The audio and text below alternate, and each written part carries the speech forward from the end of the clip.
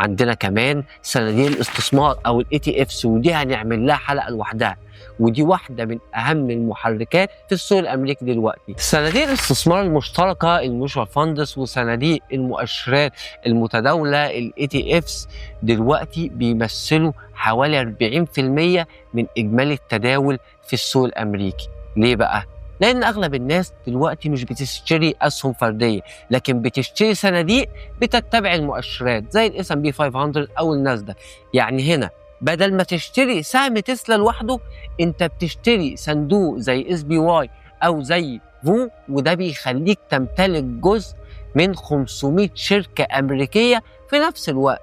الميزة هنا إن الصندوق بيتداول زي السهم تماما، وده بيخلق سيولة ضخمة جدا في الصندوق، لأن الصندوق نفسه بيشتري ويبيع بشكل دوري عشان يقدر يحافظ على توازنه.